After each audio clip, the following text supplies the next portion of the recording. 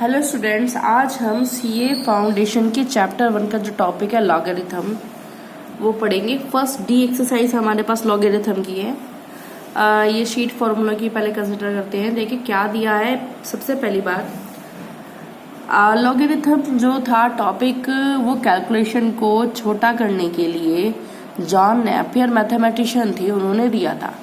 Main motive इसका था कि कैलकुलेशन जो है बड़े बड़े नंबर्स की मल्टीप्लिकेशन है, डिवाइड है या सम है या सब्सट्रैक्शन है वो छोटा हो जाए। ठीक है, इसकी अपनी कुछ प्रॉपर्टीज हैं। तो लॉगरिथम टॉपिक जो है सीखते हैं आज। सबसे पहली बात, लॉगरिथम्स को हम इंडेसिस फॉर्म में, इंडेसिस फॉर्म को हम लॉगरिथम फॉर्म में कन्वर्ट कर सकते हैं। इट मीन्स पावर की फॉर्म में कुछ भी लिखा हुआ है तो आप उसको लॉग के फॉर्म में, लॉग के फॉर्म में कुछ लिखा हुआ है तो उसे पावर के फॉर्म में लिख सकते हो। और यहाँ जो लॉगरिथम सिखाया जा रहा है वो इंडेसिस के लिए ही सिखाया जा रहा है। ठीक है, क्योंकि कैलकुलेटर तो हमारे पास अलाउड है, बड़े बड़े कैलकुलेशंस भी कर सकते हैं। तो लॉगरिथम की कुछ बेसिक नॉलेज हमें कुछ कॉन्सेप्ट के लिए जरूरी है, इसलिए लॉगरिथम टॉपिक पढ़ाया जा रहा है। पहली बात, पहला पॉइंट ये है a to the power x is equal to n। ये कुछ भी टर्म आपकी इंडेसिस फॉर्म में लिखी है। इंडेसिस फॉर्म में लिखी होने का क्या मतलब, देखिए इसकी जगह मैं कुछ भी लिख सकती हूँ। मैं ये भी लिख सकती हूँ to the power x is equal to 8। ठीक है, ये भी लिखा जा सकता है, या 8 to the power y is equal to 16। तो इस तरह के टर्म्स मैं लिख सकती हूँ। ठीक है, तो सबसे पहले हमारे पास जो टर्म लिखा हुआ है a to the power x is equal to n, उसे लॉगरिथम में लिखेंगे। लॉगरिथम में से लिख सकते हैं log n base a is equal to x। ठीक है, इसको रीड कैसे करेंगे, logarithm of n to the base a is x। कैसे पढ़ेंगे, logarithm of n to the base a is equal to x, है ना। तो logarithm of n to the base a is x। ठीक है, अब बात आते हैं इंडेसिस फॉर्म को लॉगरिथम फॉर्म में मैंने कैसे लिखा है। देखिए, तो इंडेसिस फॉर्म को मुझे लॉगरिथम फॉर्म में कन्वर्ट करना है। कैसे करते हैं, जैसे सपोज कीजिए मेरे पर लिखा है a to the power x is equal to n। अब इसे इंडेसिस फॉर्म को मुझे लॉगरिथम फॉर्म में लिखना है, तो कैसे लिखेंगे, लॉगरिथम फॉर्म में लिखने के लिए सबसे पहले लॉग लिखेंगे। ठीक है, लॉग लिखेंगे, फिर जो भी हमारे पास बेस है वो यहाँ आएगा। ठीक है, और ये x बाहर आएगा और b यहाँ आ जाएगा। log b to the base a is x। देखिए यही है, log b to the base a is equal to x, ऐसे लिखा जा सकता है। दोबारा देखेंगे एक बार और, अगर मेरे पास लिखा हुआ है x to the power y is equal to z, मुझे इसे लॉगरिथम फॉर्म में लिखना है, तो लिखूंगी लॉगरिथम बेस के प्लेस पर आएगा यहाँ, y बाहर आएगा और z यहाँ आएगा। तो इंडेसिस फॉर्म को मैं लॉगरिथम फॉर्म में लिख सकती हूँ। देखिए ये काम आपको आना चाहिए, इंडेसिस फॉर्म को लॉगरिथम फॉर्म में, लॉगरिथम फॉर्म को इंडेसिस फॉर्म में लिखना, ये दोनों ही चीज बहुत जगह इस्तेमाल होंगी।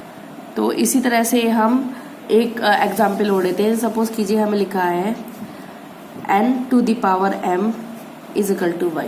मुझे इस इंडेसिस फॉर्म को लॉगरिथम फॉर्म में लिखना है। लॉगरिथम n बेस में है तो यहाँ बेस में आएगा, m बाहर आएगा और y आ जाएगा यहाँ। तो आप इंडेसिस फॉर्म को लॉगरिथम फॉर्म में इस तरह से लिख सकते हैं। अब इसी तरह से हम रिवर्स में भी कर सकते हैं, जैसे logarithm a b c। Suppose कीजिए लॉगरिथम हमारे पे लिखा है logarithm b to the base a is equal to c। इसे मुझे इंडेसिस फॉर्म में कन्वर्ट करना है। ठीक है, सबसे पहले बेस लेंगे, base to the power c और बाहर आ जाएगा b। ठीक है, base to the power c is equal to b। ऐसे आप इसे इंडेसिस फॉर्म में कन्वर्ट कर सकते हैं। देखो, अगर आप इसे दोबारा से लॉगरिथम में चेंज करना चाहो, लॉगरिथम लिखा, a बेस में है तो बेस में लिख दिया है, c बाहर है और b यहाँ है, ये लॉगरिथम फॉर्म में हो गया। देखिए ये दोनों सेम है। तो लॉगरिथम से इंडेसिस फॉर्म में, इंडेसिस फॉर्म को लॉगरिथम फॉर्म में चेंज किया जा सकता है। ये हमारा फर्स्ट पॉइंट हुआ। दूसरा है log 1। log 1 की वैल्यू लर्न करेंगे 0 होती है, log 10 की वैल्यू 1 होगी, log e की वैल्यू 1 होगी, log a बेस है। यदि फंक्शन और बेस दोनों सेम है तो लॉगरिथम की वैल्यू कितनी होती है, 1 होगी। log m into n, logarithm में जो मल्टीप्लिकेशन है वो एडिशन पे कन्वर्ट हो जाती है। log m इंटू एन को हम log m plus log n लिख सकते हैं। इसी तरह से डिवाइड को हम माइनस में लिख सकते हैं। log m अपॉन n को log m minus log n लिखा जा सकता है। log a to the power n is equal to log n log a। देखिए log में किसी फंक्शन की कोई पावर लिखी हुई है तो उस पावर को हम फ्रंट में ले सकते हैं सॉल्व करने के लिए। तो n log a, तो ये जाएगा n log a। जैसे कि सपोज कीजिए अगर हमारे पास लिखा हुआ है लॉगरिथम टू दी पावर 3, तो लॉगरिथम में मैं जो फंक्शन की पावर है उसे फ्रंट में यहाँ लिख सकती हूँ, यानी कि 3 log 2। तो ये हमारे पास हो जाता है n log a। इसके बाद 7th देखेंगे, log b to the base a into log c to the base b into log d to the base c। देखिए इस तरह का अगर आपके पास फॉर्मूला आता है तो आप कैसे सॉल्व करेंगे। देखिए ध्यान से एक शॉर्ट ट्रिक बता रही है उस फॉर्मूले को याद करने के लिए। a टू b जा रहे हैं, b टू c जा रहे हैं, c टू d जा रहे हैं, a से b, b से c, c से d, तो फाइनली कहाँ जा रहे हैं, a टू d। तो लॉगरिथम बेस में a से शुरू होगा और फंक्शन क्या पहुंचेगा, d। a to b, b to c, c to d, यानी कि log a टू d। तो इस वाले फॉर्मूले को हम इस तरह से क्लोज कर सकते हैं। ठीक है, ये जो टर्म्स है ये आगे पीछे भी हो सकती है, वो पैटर्न हमें खुद देखना होगा। देखो a to b, b to c, c to d, तो फाइनली a से शुरू हुई बात और d पे खत्म हुई है, यानी कि log d to the base a लिखा जा सकता है। इसके बाद 8 देखते हैं formula log b to the base a। तो हम इन जो हमारे पास बेस और फंक्शन है ज़रूरत के मुताबिक इन्हें अलग अलग हम बांट सकते हैं। log b ऊपर लिखा है, log a नीचे लिखा है, दोनों को एक डिफरेंट बेस दे सकते हैं। जिस पर्टिकुलर क्वेश्चन पे आएगा फॉर्मूला तो वहाँ इसका यूज़ भी सीखेंगे हम। log b to the base a, देखिए एक तो मैंने बात बताई कि log b और log a अलग अलग कर सकते हैं। अब मैं चाहती हूँ कि b की जगह a आ जाए और a की जगह b आ जाए। कुछ क्वेश्चंस में हमें ज़रूरत पड़ेगी, हम चाहते हैं कि फंक्शन तो बेस की जगह और बेस फंक्शन की जगह हो जाए। तो ऐसा कैसे करेंगे, आप 1 अपॉन कर लीजिए, 1 अपॉन में बेस और फंक्शन करने पर बेस और फंक्शन आपस में जगह चेंज कर लेंगे। b बेस की जगह आ जाएगा और a फंक्शन की जगह जाएगा 1 अपॉन करने पर। 10th देखेंगे log x to the base a, तो ये भी सेम 8 फॉर्मूले की तरह है। log x अलग कर देंगे, log a अलग कर देंगे, बेस किसी भी एक नंबर को आवश्यकता के अनुसार मान सकते हैं, b बेस हो जाएगा इसका।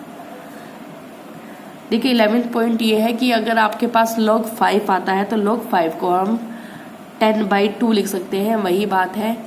और 5 की जगह लिखेंगे 10/2, और जो भी डिवाइड में होता है लॉगरिथम में उसे हम माइनस में लिख सकते हैं, log 10 माइनस log 2।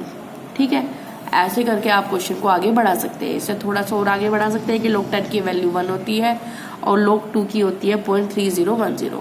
ये वाली वैल्यू आपको लर्न भी करनी है कि log 2 की वैल्यू कितनी होती है। तो इस तरह से क्वेश्चन आगे बढ़ाया जा सकता है। चैप्टर 1 लॉगरिथम, फर्स्ट डी, पहला question, log 6 plus log 5 is expressed as. इसको कैसे एक्सप्रेस कर सकते हैं, देखिए दोनों एडिशन में लिखा हुआ है। एडिशन वाली चीज़ों को मल्टीप्लिकेशन में, मल्टीप्लिकेशन की चीज़ों को एडिशन में लॉगरिथम में लिखा जा सकता है। तो log 6 प्लस log 5 को मैं log 6 इंटू 5 लिख सकती हूँ, तो 5 6 30, ये log 30 आ जाएगा, आंसर आ जाएगा log 30। सेकेंड क्वेश्चन देखते हैं, log a to the base 2 is equal to. इसे हम कैसे सॉल्व कर सकते हैं, देखिए 8 को लिखा जा सकता है। देखिए हम क्या करेंगे, इस वाले log वाले जो भी आप हमें फंक्शन दिया है इसे इक्वल टू हम x मान लेंगे। ठीक है, x मान लिया। अब आप क्या कर सकते हैं कि इसको इंडिसेस फॉर्म में लिख सकते हैं, 2 the power x is equal to 8। ठीक है, 8 की जगह 2 द पावर 3 लिखा जा सकता है। ठीक है, अगर बेस इक्वल है तो पावर्स इक्वल होती है, तो x इज इक्वल टू कितना हो जाएगा 3। एक दूसरा तरीका भी है। दूसरा तरीका क्या है, दूसरा मेथड है इसके पास, जैसे 8 है हमारे पास, 8 को हम 2 दी पावर 3 लिख सकते हैं। ठीक है, अब लॉगरिथम में क्या है, जो पावर होती है वो फ्रंट में आ जाती है यहाँ, यानी कि 3 log 2 base 2। देखिए आपके पास log 8 to the base 2 था, 8 को आपने 2 दी पावर 3 लिख दिया है, 3 आ जाएगा, पावर जो होती है वो फ्रंट में ली जा सकती है, ले लिया यहाँ, तो यहाँ log 2 base 2 हुआ।